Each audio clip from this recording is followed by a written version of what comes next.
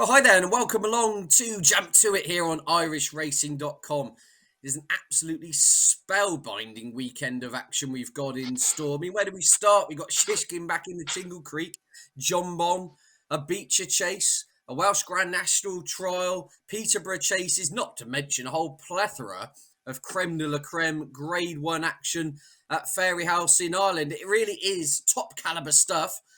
And we need some high caliber guests, don't we? So we bring in Stephen Harris and Vincent Finegan. Hello, gentlemen. Great to see you. I think you can probably tell I'm rather excited about this. I've probably forgotten to mention about 8 or 9 humdinger contests in that intro there. But Vincent, we'll come to you first. It really is that type of weekend. If you can't get excited about this, then you never will. Yeah, I thought last weekend was great, to be honest with you. Constitution Hill and all of that, but this is stepping it up another notch again. It's hard to believe, but we've got some fantastic racing this weekend. Not just Ireland, but UK as well, as you said. But the Irish stuff, the Winter Festival in Fairyhouse is going to be outstanding. Honeysuckle back again, trying to win the Hatton's Grace for the 4th year in a row. First horse ever. We've had Solarina won it 3 times. Apple's Jade, another filly, won it 3 times. And now we've got Honeysuckle 1-3 favourite at the moment. I think that's a pretty short price, but we'll talk about that later on in the show. But a cracking weekend's race. Oh, it will be great though. Vince won it. Constitution Hill doing his thing. Honeysuckle could come back out, land a blow, win by 6 or 7 lengths. It will just set it all up beautifully. Stephen, as you say, it's one of those, I think you were saying off air, you need to, A, not be leaving the sofa, and B, have about 10 television sets in front of you to keep your eyes on all this remarkable action that's going on across both days. Yeah, I mean, it's strap yourself in from sort of 12 o'clock on Saturday and don't move till sort of 3:30 on Sunday, isn't it? Brilliant racing, both in Britain and Ireland. Of course, we come to this weekend on the back of probably the greatest performance in a decade we've seen over hurdles, certainly from Constitution Hill. That was absolutely devastating. And he's now sort of 11-8 on for the champion hurdle. His only serious rival, Honeysuckle, well, let's see what she's made of this weekend. If she happened to disappoint or win unimpressively, I mean, Constitution Hill could be an even shorter price for the champion hurdler. I think he really does look the real deal. Yeah, he does. I mean, last weekend was absolutely fantastic. Obviously, recent times have been blighted by the ground. Just the final point. We've all got our fingers crossed at the time of recording for that magical Tingle Creek where we hopefully have Shishkin taking on last year's champion Granatine and potentially Arkle winner Edwardstone in there as well. I mean, Stephen, you're our man on the ground as far as Sandown is concerned. I mean, what do you think the weather is doing? I gather it's riding substantially softer on the hurdles track to the chase course, or if I'm not mistaken. Yeah, I think that's right. It's dry today. It's going to be dry tomorrow. I mean, it is cold. I mean, the ground won't be quickening up. It's not going to be getting baked by the sun. I would think it'd be very dead on the hurdle course. They'll be unconscious, probably good to soft ground, but cloying sort of dead ground. The chase course is good, isn't it? I mean, that could dry out. I mean, I wouldn't be at all surprised if Edwardstone didn't decide to run. And of course, Henderson as well will be twitchy about Shishkin, a horse who's had numerous problems. I dare say we'll have to suffer another couple of laps of the course by Nico, and Henderson with his trusty going stick, his trusty going stick that he puts in, and it goes in about 1 millimetre, and he tells you it's good to firm or hard ground when everyone else is calling it good to soft. So we'll see. Let's hope they do all turn up. It's a belting good race. It is. There's lots to get stuck into. So without further ado, let's have a look at our races of the week. Right, indeed. Let's crack on. Sandown, that's where we're heading. The Esher venue. The 145 to begin with, of course, is the Henry VIII Novices Chase. Grade 1 action on your cards here. A small but select field, Stephen, to kick things off. Essentially, can you see any holes in John Bon's armour here? Has Boot Hill, Honor de Jonc, and Unexpected Party as his 3 rivals? Yeah, this is a straight match, Ed. Honor de Jonc's got no chance barring 3 fallers. An Unexpected Party finished very tamely in a crawl at Exeter the other day, blew up in the last couple of 100 yards. Don't fancy him at all. I think he's about 33 for me, and the rag's 250. So it's a straight match. John Bond was brilliant at Warwick, wasn't he? I mean, it's not an easy place, Warwick, first time out over fences. He absolutely flew round. I mean, you watched the race and you thought, well, what on earth are they both doing? Because they gunned each other at sort of sprinter's pace over those first fences down the back straight at Warwick. Monmoral jumped superbly as well. It was a breathtaking spectacle. And you did think, well, the old John Bond, who used to be a bit of a hard puller, he might crack. Is he going to make a mistake? But no, he put his head down and powered clear. Top class performance. I think he is 3 on, and that's his price. Boot Hill is a progressive horse. He was a really good winner last time out of a good handicap, a strongly run race. Comes from a good yard. He's a thorough stayer. He'll sit second to John Bond, you would imagine. And any sort of errors or blunders, John Bond's a quick horse, isn't he? He's speedy. Warwick is totally different to Sandown. It's left-handed and sharp.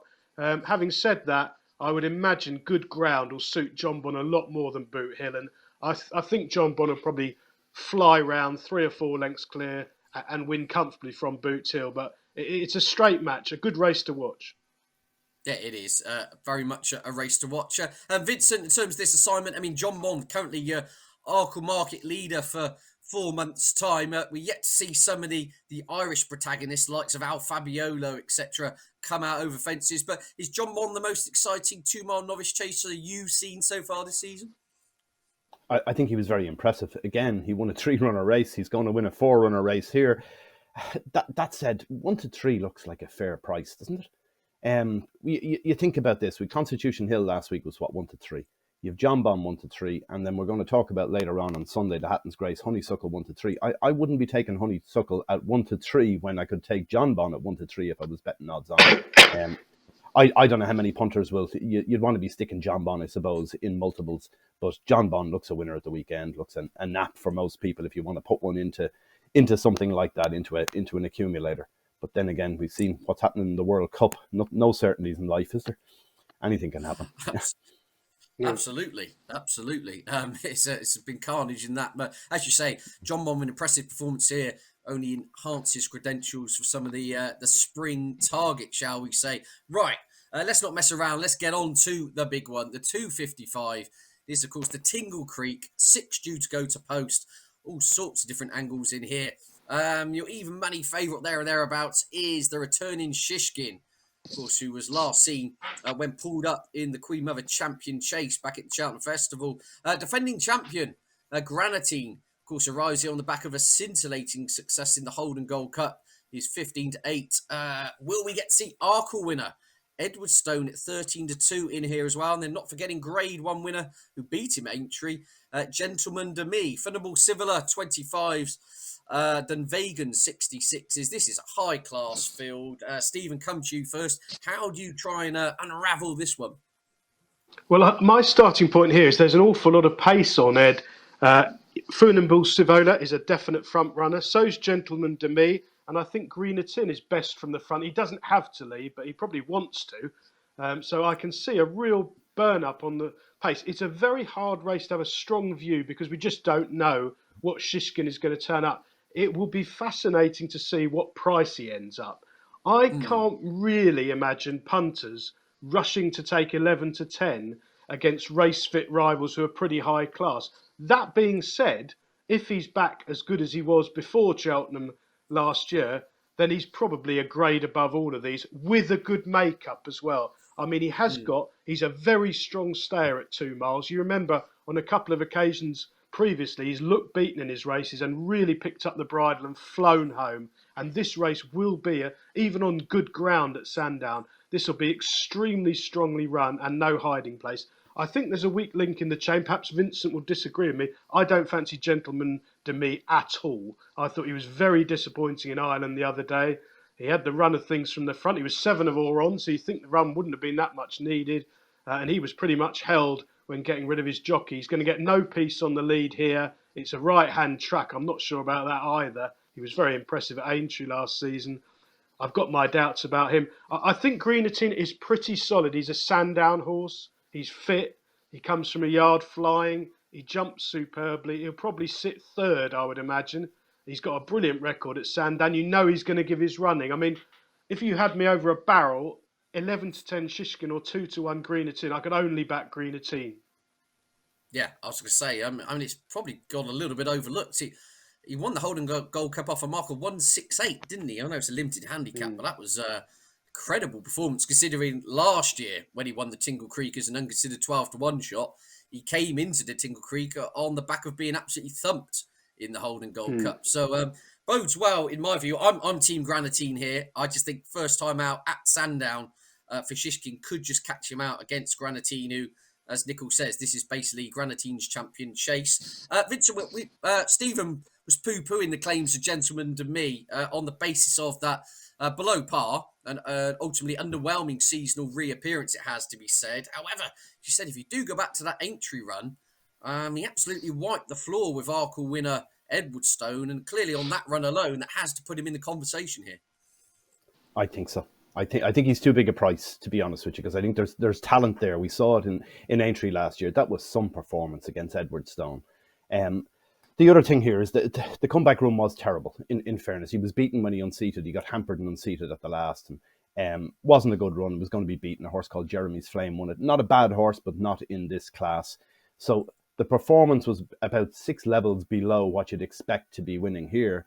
But the performance in Aintree last year was right up there. I think that was a superb performance. On the day in Naas as well, the horse, although he started 4 to 7, he drifted from 1 to 3 to 4 to 7, so he wasn't particularly fancied. Now, I don't know what the reason for was that, and he did run a little bit below par without a doubt. If he was back to his best, which is not inconceivable considering he's trained by Willie Mullins, that if he's back to his best, he's not a 10 to 1 chance in this. That's the bottom line. For me, I think it's a no-bet race. I wouldn't put you off Granatine, certainly, but you couldn't back Shishkin. Not after what happened in Cheltenham. Like, we're talking, a rare bone condition or something emerged some months later and all this sort of stuff. Just too many ifs and buts and question marks there. Seasonal debut as well. That's a no for me at such a short price. I think Edwardstone may not run, depending on the ground. Shishkin may not run either. I suppose there's still a possibility that might happen. But it's a race for me. I'm avoiding this, saying, look, there's enough quality race in the weekend. I'll watch it, yes. Look forward to seeing it, but it's not a betting race for me. Well, fascinating. As you say, definitely one to watch. And probably in my top 3 favourite races of the calendar year. I think those 2 mile chases down the railway fences, down the pond fence, and it's just magic, isn't it? 2 mile chasers going hammer and tongs should be a fascinating spectacle. And hopefully, they do all stand their ground, and we get to be served up a real treat, as you say. It should be. Gentlemen to me in there, they are not going to be hanging around. That is one thing is for sure.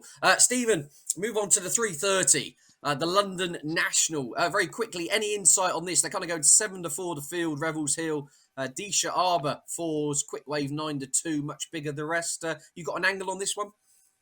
Well, I thought the favourite was too short here. Revels Hill. He's a prime bounce candidate. He had quite a hard race just a couple of weeks ago, and I think he's high enough up the weights. I thought the top one here, Dees Aber, was one of the better bets of the weekend. I'd want 5 to 1. He's got plenty of weight, but he had a sighter in a good race over hurdles the other day just to get him fit for this. He's run 4 times in his life at Sandown, Ed. He's won twice and finished second twice. The horse he finished second to back here in the spring, Limailos, has come out and won that big Saturday Gold Cup handicap last weekend. Now with Dan Skelton, of course. Maybe the form's not worth comparing, but it's still a fair point. He's a really good jumper. He wants good ground. The yard's going well. He must run well. Yeah, I'm with you. Disha Arbor off top weight. They beaten a nose in this last year. Absolutely loves it at Sandown. And Philip Hobbs seems to be indicating he's basically got 2 targets this season. One of them is this one, and the other one is the big handicap back in February, isn't it? Back at the Sandown venue. So yeah, Disha Arbor, myself, and Stephen. Right, let's move on to Aintree. We're going to have a look at 2 races there, kicking off with a many clouds chase. Now, Vincent, I know you've got some strong views on this one. Where generally speaking, 11 to 8 Ahoy Signor, 11 to 2 Sounds Russian, 11 to 2 Chantry House, Noble Yates. Very interesting to see the Grand National runner in here. It's 6 to 1. Sam Brown 9 to 1. Dashel Drasher, Grade 1 winner, who's 14 to 1 outsider of the field. I mean, what do you make of this race? Ahoy Signor 11 to 8. Yes or no for you? Oh, it's a big no. That's a big no for me. Right. Now I know you guys have talked that horse up previously. Look, he's a fair horse on his day, absolutely, but it was a stinker of a run behind Brave Man's Game the last day. Trails in last. Not for me is the bottom line at the sort of price we're dealing with here. I think the other horse in here, Sam Brown. Sam Brown ran a cracker in that, finishes third, wasn't beaten too far by Brave Man's Game. That for me is a fair performance. He's also a course and distance winner as well. I'm thinking 8-1 here. I know it's only a 6-runner race. It's very hard to get involved when you've only got 2 places. It can get a bit tricky. But Sam Brown looks a fair bet at that sort of price. Reproduction of what it did in Wetherby has to be there or thereabouts. There's definitely a doubt about a Hoy Senior.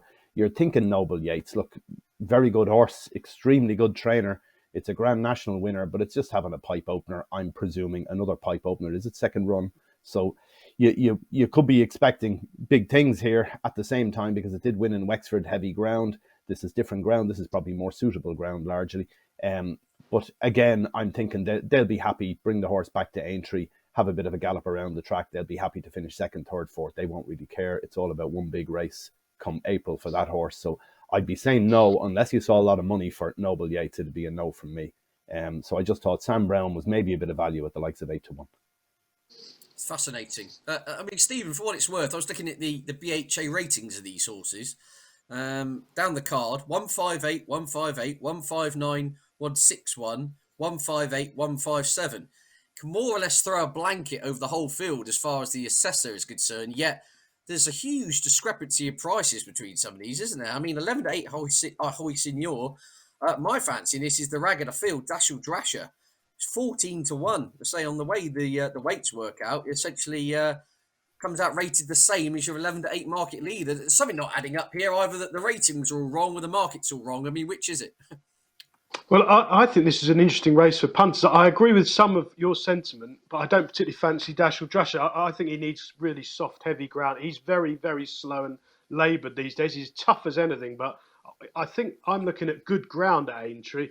I don't think he wants good ground at all. They'll be too quick for him. The top one, Chantry House, has got more P's in his form card than Birdseye, as Mark Winstanley used to say. I don't. You never know what's going to turn up with him. I just don't like the horse. He's unreliable. He's got a hole in him. Noble Yates, I don't think round here on decent ground will be his game at all. Trained by Emmett Mullins, he's just as liable to be 20 as he is to be 6-1. I think this is a very illiquid market at the moment. It's a lot different by the time we get to the off. Sam Brown, I agree. I think he's overpriced. He ran really well the other day. My theory about Ahoy Senor is he was bitterly disappointing for the first time in his career over fences, really, on his return. When Paint the Dream went past him, he spat the dummy out. He really hated it. Paint the Dream zipped past him. It went 10 lengths clear, coming past the stands the first time at Wetherby, and he spat the dummy out. He basically jacked it. He downed tools. It was a really bad run. That being said, Paint the Dream has come out and won that Newbury handicap last weekend by about 25 lengths, pulling a bus. So maybe it wasn't quite as bad as it looked. So I certainly couldn't take Fidevore, just as I couldn't take Fidevore about Shishkin. When a horse has run diabolically badly, you're not rushing to take a short price next time out. Now, he might bounce back. All of his previous form's very good. He's a progressive horse. Lucinda Russell knows the time of day. She won't be running if it's not A1 and 100%. But I just couldn't be with him at short price. The one I've landed on as a result of disliking all these other ones is the bottom one, Sounds Russian, who's a progressive handicapper going the right way. Now, people sneer at handicappers in graded races, but he's progressive, he's thriving. If you watch back his reappearance at Kelso, he made a right mistake at the first, and he was a long way out of his ground there. I thought he did really well to win. Now, it's only Northern handicap form, but he's thriving. He's going the right way. He likes good ground. There's a lot of positives. I mean, I'd want at least 6 or 7-1 because he is stepping right up in class, but he wouldn't surprise me at all. Yeah, it's a fascinating encounter, isn't it? As I said, there's some. If you look at the ratings, you should say it's a bit of a confusing kind of conundrum here. My gut feeling is Ahoy Senor does feel incredibly short. All for that, he did come on a bundle for his seasonal reappearance last year. And I think connections are hoping that Run It Weatherby, as much as he did spit the dummy out on the second circuit, will have straightened him up for this fascinating encounter. That is for sure. Right, looking at the next race on the cards, the 205 is the Becher handicap chase here. Best part 3 miles, 2 furlongs. Aintree fences, always good fun this one, Steve. And I mean, we should have 23 going to post, if I'm not mistaken. This could be some spectacle. Yeah, I mean, it is a spectacle. 23 runners. It's not the most punter favourite, although, as we always discussed previously, Ed, these fences are sort of like the Worcester brush hurdles now, aren't they? In fact, I think probably the Worcester brush hurdles are probably more of a dangerous and stiff test than these Aintree fences. They hop over them. On good ground, it's going to be like that. Yeah, Mr. Frisk won the Grand National, isn't he? But it was like they were racing on the cricket pitch at Lords and they went 5 furlong pace the whole way round. But I think the horse who will like the conditions is Ashdown Lad. Dan Skelton has finally transformed himself into a Saturday trainer. He's been trying to do it for a couple of seasons now, but he comes here on the back of Protectorat and Limailos on the last 2 weekends, and I think he's laid out Ashdown Lad, ran perfectly well over hurdles the other day. Fun enough, in the same race, Dees Abba, who we fancy at Sandown, ran in a pipe opener for him. He's a good ground horse, and to be honest, you go through this race, most of these horses are proper soft ground sluggers for me. On good ground, they're going to really struggle. I mean, you know, people say he's only sort of 6-1 Ashdown Lad. I think there's sort of 3/4 of this field are very hard to fancy, whereas he, you know, clean round and jumping permitting, it's second run back, they can bounce, they don't always come forwards for it, but he's a lightly raced, progressive chaser. He actually ran a screamer in the Scottish National behind Win My Wings last season, just not quite seeing the trip out in the end, but he went through that race like a very progressive chaser, and he's been laid out for this race. I think he must run well. Yeah, fascinating race. Vincent, a strong Irish representation in the Becher here. Yeah, there certainly is. Yeah, I'd agree with Stephen around the ground. I think some of the Irish horses in it definitely want softer ground. But the interesting thing here is Captain Kangaroo, which is what, an 8-1 chance at the minute, more or less favourite, is it? Captain Kangaroo was most impressive in a Cork Grand National. That was 3.5 miles. It was heavy ground, but if you watch that race back, that horse had won at all stages. It was very, very impressive down there. Good rider on it, claiming 3 here. As well, Jack Foley, but the horse has gone up 15 pounds from what it won in Cork off, so you'd have to worry about that a little bit, but the manner of victory was very, very good. Different ground, different trip, different fences, different all sorts of things, but you'd still say it's a Willie Mullins horse. It's coming here off the back of a really impressive performance. I wouldn't be surprised to see this run a big race again. Yeah, indeed. There's quite, as I say, quite a few Irish raiders over here as well, haven't we? We've got Ronan McAnally with a runner. Willie Mullins has got numerous horses in here, and the Crawford team are in flying form at the moment, and they wrapped up a treble earlier in the week, and I thought that now where or when towards the foot of the weights, going up in trip, but clearly progressing. Definitely one to take note of. We're always trying to glean future clues towards the big one itself in April, aren't we? So definitely keep your eyes on the Becher Chase. Right, over to Fairyhouse on Saturday, Vincent. The floor is yours. A lot of eyes, naturally, on the return of Facile Vega, who, of course, looked extraordinary last season. For what it's worth, is the best price 2-1 favourite to win the Supreme Novice Hurdle at Cheltenham in March, for a bit of reference, and naturally we'll be wanting to see a flawless display on hurdling debut. Yep, well, the first thing to note for Fairyhouse the weekend, we've got yielding ground on the hurdle track, yielding to soften places on the chase course, and we've got a dry day Friday, dry day Saturday, and some showers on Sunday. So it'll probably be similar-ish ground for the weekend for both days. This first day, Saturday, obviously we've Facile Vega, champion bumper winner, most impressive every time it has run. Very, very difficult to beat. It's going to be a crazy short price in a poor enough maiden hurdle. But look, it's all about what comes later on in the season. It's all about the Supreme Novice is the idea. We've got Jet Powered is the one that's the main English contender at the moment. Nicky Henderson's very impressive last week, halved in price for the race, but Facile Vega didn't move at the head of the market. There was no drift there. 2-1 best price. I think there's only one bookmaker going 2-1. The rest of them are all 7-4. Facile Vega what can the horse do here? It can only win. It's just a matter of how impressively it wins, I suppose, to see does that affect the price. I know going back after Punchestown at the end of the season, Facile Vega was a 4-1 chance for the Supreme at that stage. Is now into 2 best price. After Saturday, you'd be thinking you might be looking at 6-4 best price. You could be looking at shorter possibly. But you'd expect him to win. Be very disappointed if he doesn't. We've got a really good card on Saturday. We've got another novice chase on the card as well, where Manella Crooner runs.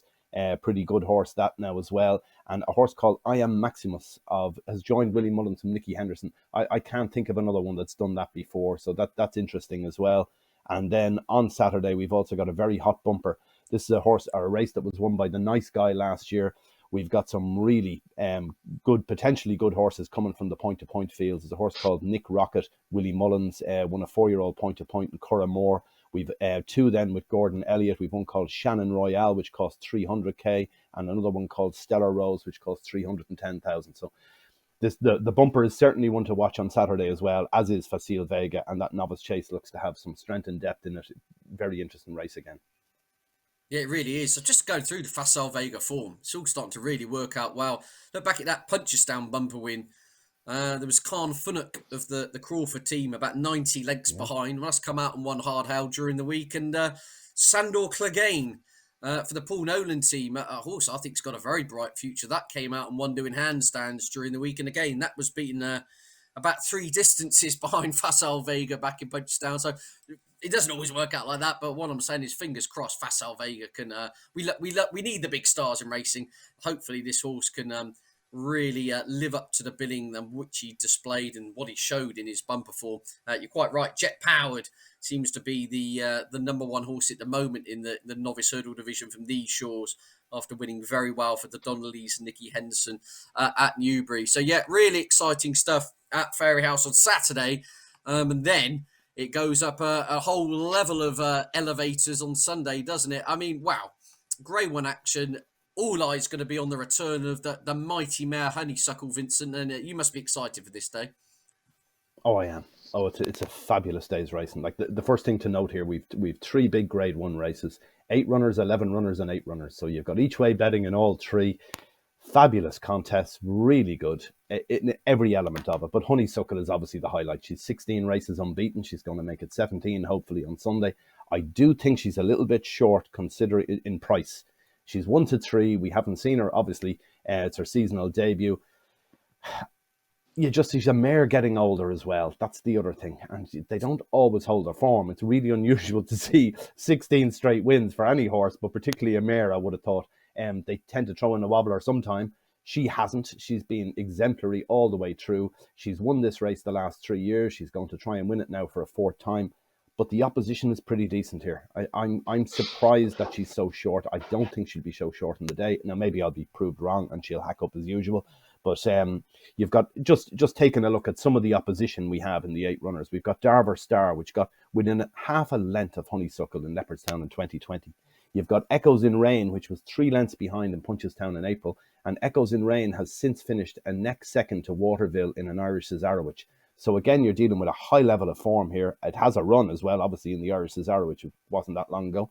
You have Classical Dream in here, Supreme Novice winner from 2019, 2nd in a French champion hurdle back in May. You've also got the likes of Sire de Berlay, T. Hupu. This is a fair race. I think this is probably the best renewal of this we've seen in several years, and she's going to have to be on her game to win. She probably will be, and she'll probably win, and all of a sudden then that sets up an unbelievable champion hurdle. If she wins here, wins impressively, it's, oh my God, how do we get through the winter months waiting to see Honeysuckle against Constitution Hill, because it will be awesome. Now, at this stage, I was talking about it on a show we had earlier in the week. If I was involved with Honeysuckle, and she has been unbelievable for racing, unbelievable for Irish racing, particularly with the combination of her and Rachel Blackmore and everything else around it.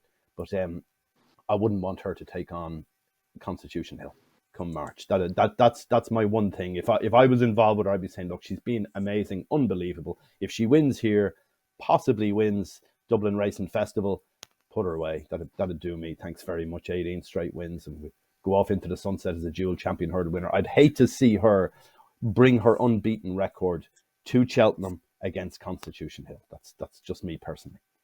Oh, that's what makes it fun, though, isn't it? That's the race we all want to see those those two But clashing. sometimes I mean, sometimes things are too good to happen. You know, that kind of a way. Like what would be a shame is, can you imagine her coming into Cheltenham, 18 runs unbeaten, going for a third champion hurdle, and she gets beaten 20 lengths by Constitution Hill. It's just, God.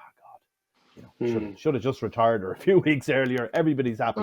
Constitution Hill wins, as he's going to win anyway, because I can't see anything beating that horse if he turns up in the same form that he was in Cheltenham last year or he was last weekend. I don't think there's anything touches him. So that's just my own personal opinion, I suppose. But the market is somewhat saying that too, with him at 8-11, 4 months in advance of the race. Probably one of the shortest prices we've seen for many a year. Stephen, what are you looking for from Honeysuckle on other than winning? Is there anything in particular you're looking for? I mean, does an all-out 2-length victory worry you, or do you want to see her go and pulverise them by 10 lengths, or is it just a case you just want to see a win? Like, how do you? I think Honeysuckle? Well, I disagree with Vincent for the first time ever. Vincent, horse racing, we want them to race against each other. Desert Orchid against Panto Prince. You know, this was fan. It doesn't matter if she loses her unbeaten record. She's probably going to bump into the best horse we've ever seen. But, I mean, to be honest, there are positives for her chance. I mean, they're going to bet very wide. I suspect she'll win this unimpressively. And Constitution will end up being about 5-2 on for the champion hurdle. And she'll be a much bigger price because people love to crab her. I mean, she just keeps winning. I think she idles in front, personally. So she never ends up winning particularly impressively. I think she has got the odd quirk. She's also, on a few occasions last season, she got a very wide trip throughout on a couple of occasions, and her run got messed about when she won the champion hurdle. So I think she doesn't get the credit she deserves. And I'll tell you another thing, when it comes to March, and I really do hope they do line up, it's Nico de Boinville against Rachel Blackmore. I know who I want in a fight, and it isn't Nico de Boinville. If there's any tactical nuance required, I'll have Blackmore over de Boinville and give him 5 lengths head start. But, I mean, the only thing is... I mean, I understand everyone wants to be on Constitution Hill. The other day was incredible. It was brilliant, breathtaking. But he did get a soft lead in a small field and made his own. You know, there was nothing happening in front of him. He saw every hurdle, jumped it super. The race panned out as perfectly as it could have done. Epatante had a school round, pulled hard and had a school round 15 lengths behind. That form, when you read it back, is not going to really amount to anything. Whereas Honeysuckle's been there, done it, bought the T-shirt every 2 weeks in Ireland, every single Sunday for the last 20 years virtually. I mean, she's done it. I mean, at the prices, I'd probably, a bit of a contrarian, I'd probably go the other way at the moment, to be honest. Hope she wins unimpressively on Sunday, and you get a much bigger price for the champion hurdle. And I think de Bromhead will run her. I think he's a sportsman, isn't he? He's going to want to see them go head to head. And as I say, he's definitely got the best jockey on. So Honeysuckle wins unimpressively, and you pull the trigger at 5-1 for the champion hurdle. Can you imagine it? Each way for the champion hurdle. I mean, you wouldn't. Vincent would be taking his dog to every betting shop in Ireland, wouldn't he? Just get what you can on. You know, Rachel cruising up behind Constitution Hill, coming to the last. You know, even money a place, or probably 5-4 a place, quarter the odds. You know, anyway. We can but dream. We'll digress, as you say, we can but dream. That is the race we all want to see in a few months' time. But for now, it's just great to see Honeysuckle back in what is, you say, a race in itself, which looks fascinating. Classical Dream, fresh and down in trip, I thought, could be the one to give her most to think about. Plenty of other really good action on the cards, Vincent. We'll jump back to the 12.25, which is the Grade 3 Juvenile hurdle, won by Phil Dorr last year. Of course, he went on to finish runner-up in the Triumph hurdle itself. This looks absolutely mega. Zarek the Brave looked fantastic over course of distance last time out, but Lossy Mouth has been the filly on pretty much everyone's mouth during the summer, and she's one of those social media horses at the moment, shall we say? Yeah, very much so. Yeah, the 10-length winner in a toy back in April. Interesting thing here is you'll see on our graphic there we haven't got jockey arrangements, but according to the Horse Racing Ireland site, they have Paul Townend riding Zarek the Brave, which is interesting. I would have thought he'd have gone for what is the current Triumph Hurdle favourite, which is Lossy Mouth. But he goes for Zarek the Brave, very impressive. Course and distance winner, you can't rule them out. And of course, Simon Munir and Isaac Swade, what a week they've had. They had 4 winners the other day, I think, between Ayr and Punchestown. Their horses are bombing. on all fronts. And with the Crawford horses are obviously flying, and the ones he has with Willie, or they have with Willie Mullins as well. So very interesting race. JP McManus also has 4 in here. He has any amount of juvenile hurdles this season. And he's got some very good ones, particularly Comfort Zone here, which was an impressive winner in Navan the last day, 84 rated off the flat. This is a decent contest now, and it's going to certainly shake up some of the anti-post markets for later in the season. It sure is. Another race which looks more than decent would be the Grade 1 Royal Bond at 125. Champ Keeley arriving here on a 4-timer. Your current market leader, Marine Nationale, made a lot of people sit up and take note last time out for the Barry Connell team. Hercule de Soy, Irish Point. I mean, again, a whole host of last time out winners coming in here. I mean, how do you sum this one up, Vincent? Oh, I think that this is fascinating. Absolutely fascinating. The one for everyone is Marine Nationale, the Barry Connell trained horse. Like Barry Connell, he's a self-made multi-millionaire. He's involved in financial trading and all sorts of things, and seems to have an endless pot of money to put into this game. But he's put an endless pot in, is the bottom line. Like, it's hard to believe the horses. Like, he paid €1 million for our Connor a number of years ago, which unfortunately was killed in the Champion Hurdle. He says here he had originally he horses in all sorts of yards, and then he got his own private trainer, a guy Alan Fleming, trained down the road from us here, a purpose-built setup on the edge of the Curragh. Absolutely fabulous facilities, just didn't quite work out. They gave it a couple of years, didn't quite work out. So Barry Connell went and built another purpose-built setup in a place called Nerney, which is about 5 or 6 miles from me, little backwater, a few miles from the Curragh. He's set up there now, state-of-the-art facilities to the last, and he spent a fortune on a lot of horses, and he's got some good guys working with him. Roger Loughran, who was a decent jockey with Desi Hughes for a number of years, and Garrett Cotter, another top rider as well. The two of them are involved in the background setup here. And they all say, including Barry Connell, they ain't never seen one like this one. This is the best they've got, best they've ever seen. And the racecourse runs are proving it. The win in Punchestown the last day was really impressive. So be very disappointing. I'm not quite sure about the trip. Does the horse want a further trip now? It's 1 over 2 miles. It's all it's done so far, but you'd think possibly wants a longer trip. But again, in here, we've got Champ Kiley. Champ Kiley looks very impressive. I'm not sure they knew what they had originally in Willie's. He was one of the ones that kind of slipped a little bit under the radar, perhaps, but has been most impressive. And you look at what he beat the last day. He beat that horse Brazil, which had won in Cheltenham Festival. Now, I don't think Brazil was too busy behind him the last day. I think it got a bit just a nice run in behind, but it came out and won since. Brazil went and beat Fildor the next day. So, like, this is fair form. Really informative race. I'd be sticking with Marine Nationale until the horse gets beaten, because they do really think they've got a star here. The other thing is the rider there, Michael O'Sullivan, who rides all the horses of Barry Connell, he would normally claim, and he can't claim in this race, which is a little bit of a negative, I suppose. But this is a very good horse, and you'd be expecting big things here. You sure would. I'm expecting big things. Whoever wins it, this just looks absolute box office stuff, doesn't it? And speaking of box office, and not an exaggeration to say, this is probably the novice chase I've been most excited about since the back end of last season. The Grade 1 Drinmore. I mean, this is unbelievable. 3-Stripe Life. Yep. Grade 1 winning hurdler. Mighty Potter, Grade 1 winning hurdler. These are all unbeaten chasers. Banbridge, of course, Cheltenham Festival scorer. Recently won at Cheltenham itself. You've got Al Barra in there. Authorised Art for Willie Mullins, who's on a 4-timer. Just won hard held by 10 lengths. Galliard de Menil, your current favourite for the National Hunt Chase. The Devil's Coachman, horse with a lot of class for the Noel Me team.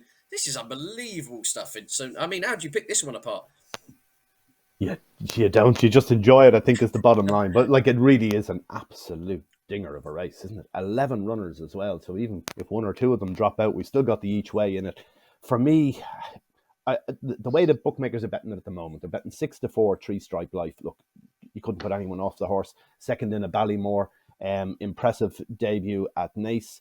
Then you've got second favourite is Mighty Potter, like a Grade 1 winner over hurdles as well. Odds on win on Chase debut and Down Royal. Hard to know how good Mighty Potter is over fences. We haven't seen enough to be really sure. But the one I like is Banbridge. I thought this horse had been very impressive. It former pointer as well. Won in the Cheltenham Festival last year. Very slick jumper of fences. Like 2 impressive performances, particularly Cheltenham the last day when the trip was probably a bit short. It steps back up and trip here to 2.5 miles. probably the ideal trip for the horse. Banbridge, third favourite at the minute, 11-4. You might get a bit of 7-2, 4-1. It's an each way play here at the likes of 7-2 or 4-1, in my opinion, because I can't see Banbridge being too far away. Should jump around. It's got a high level of form. A really interesting race. Really looking forward to it. Like you say, you've got other horses in here like El Barra, very experienced chaser for a novice, third in a Galway plate as well. So like this is a cracking contest, and there's strength all the way through this really exciting race, and I think this will have huge implications on a number of markets at Cheltenham come March. Absolutely. I mean, as a spectacle, I think that is the race of the weekend.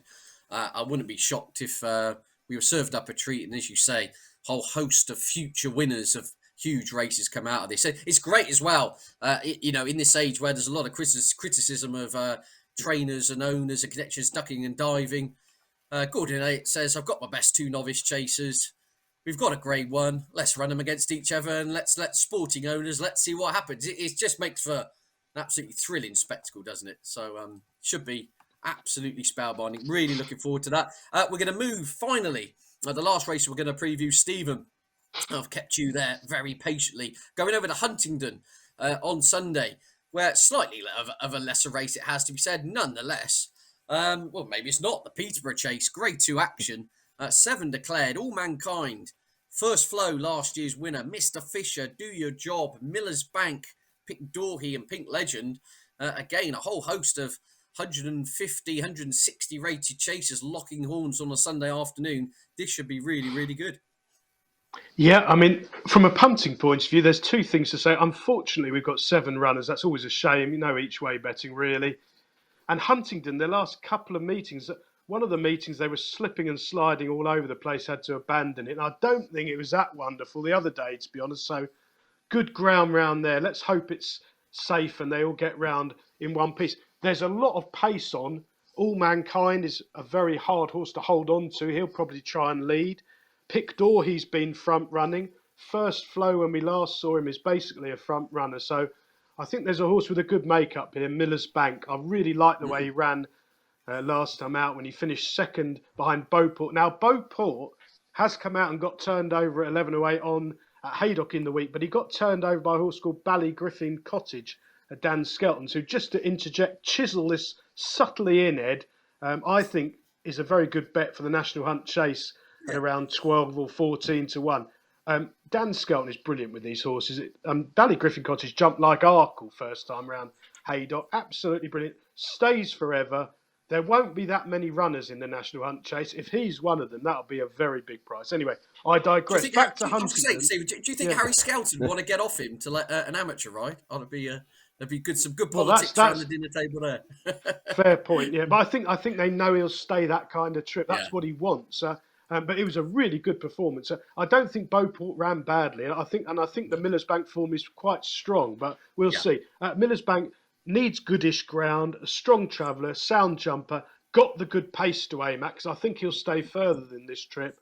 I like First Flow as a horse. It's just hard to see how he can dominate, and obviously he's not had a run for, I think it's 316 days. He's been off for a long time, and he's 10 now, so there's a chance he might need the run. But I don't Do Your Job's a horse I've backed twice this winter, and he's really disappointing. I made an excuse for him first time out, but last time he was really legless and well beaten and had a hard race. So he'd need some kind of miracle bounce back to get back to his best. I know you like one here in the old first time cheek pieces, Mr. Fisher.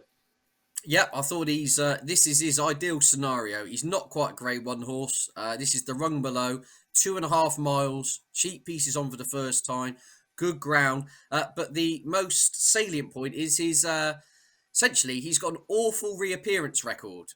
You can kind of see that from the graphic in front of you. First time out every year, he gets absolutely pulverised. And I think on every season for the last 4 years, he's come out and won second time out. So he clearly strips a whole lot fitter for the outing. He unseated at Cheltenham in the Paddy Power Gold Cup on seasonal reappearance when he was beaten at the time. And again, I think he will come on a bundle for that. This is much more his bag. I saw a bit of 6-1 floating around for him. I thought he was definitely of interest. But that pretty much concludes all the action of the races we're previewing. Now it's time to nail the colours to the mast. Let's get our tips of the week.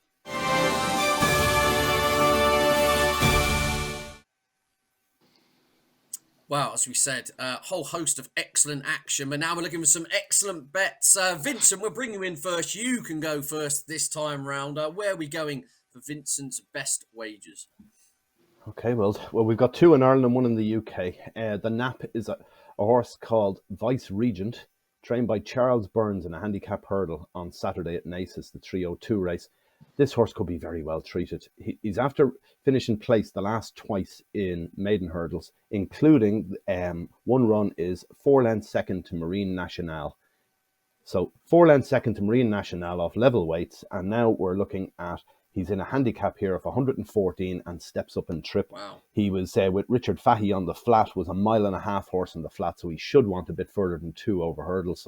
So this should suit. I'd be surprised if he's not thereabouts, but obviously there's a big question mark here is around the betting. You'd like to see a few quid for him, because if he drifts in the betting, maybe it's not the day. But basically, I think he could be the bet of the weekend, depending on how strong he is in the market.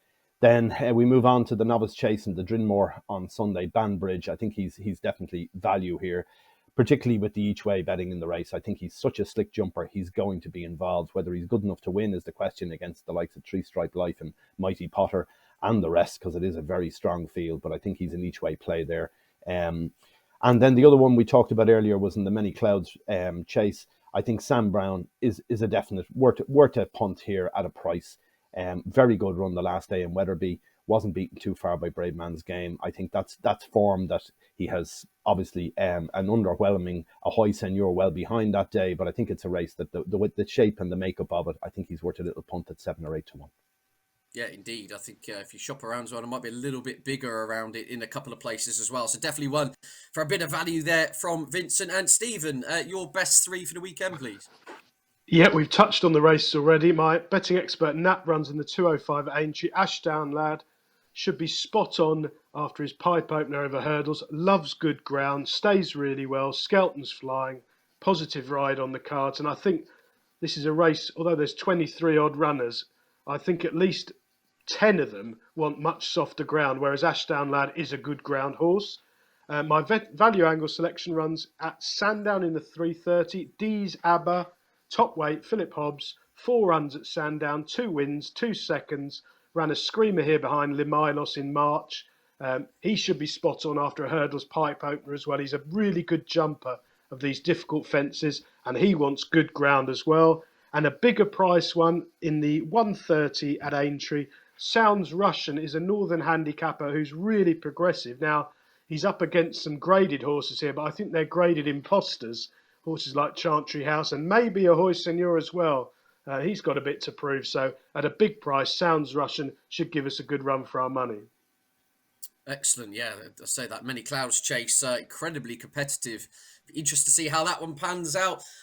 For myself, last week's Nap is back.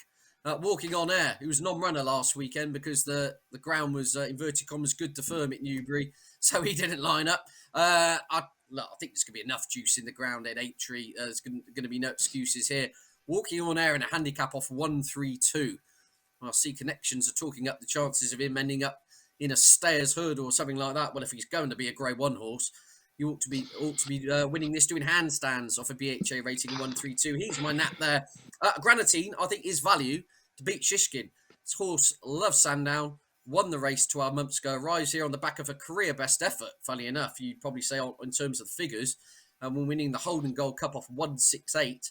And Paul Nicholls will have him absolutely trained to the minute for this, as he says. This is his Gold Cup, really. So Granatine, I think, is value to beat the reappearing Shishkin. And then a long shot of sorts in the fact that he ran deplorably last time out and unseated when beaten. But Mr. Fisher in the Peterborough chase, 2.5 miles, decent ground in a Grade 2. I think that's his bag. And I said, I think he will have come on a bundle for that seasonal reappearance. What a weekend it is. Really looking forward to it. Thank you, gentlemen, for joining me once again. Vincent, have you got plans for the weekend? If you have, I do hope you are cancelling them. My only plans this weekend are watching racing. It should be fun. Well, a little bit of soccer maybe on the side, but the racing looks fantastic this weekend. Fairyhouse is unbelievable in my opinion, and I think anyone who doesn't watch the likes of Facile Vega, Honeysuckle, and the rest of them needs something else to find as a hobby. If you can't watch those 2 races in particular this weekend, it really is an absolutely awesome weekend of racing. Really looking forward to It it. really is. Absolutely. I said, Stephen, are we betting about 1-4? You don't leave the sofa between midday on Saturday to 4 p.m. Sunday? Or I suppose we got the England game on at 7 p.m. on Sunday night. So we're kind of going about 1-8. You don't leave the sofa for the entire weekend, aren't we? Yeah, you've got to get around weight shows quite quickly about 10 o'clock Saturday morning, Ed, haven't you? Just to get a bit of parole in the bank for the next 24 hours sat in front of the television. No, it's fantastic racing, isn't it? I mean, you will learn a lot for the future. Some of these races are probably not betting races, as Vincent has said, but you don't really need to have a bet to enjoy the spectacle. Yeah, absolutely. It's a weekend full of a few bets, but as you say, a spectacle of horse racing over the next couple of days. Do enjoy it, folks. It's absolutely excellent. My thanks once again to Vincent and Stephen for your thoughts. Thank you for watching at home. Of course, don't forget to check out irishracing.com for all the latest news, views and features. Check out the stable tours as well. Of course, we've got Shark Hanlon, Charles Byrne, Willie Mullins on there, amongst others. And of course, don't forget to check out all Stephen's tips on bettingexpert.com. If you do like to have a bet, please do gamble responsibly. Enjoy what is a stellar weekend of action. We'll see you again soon.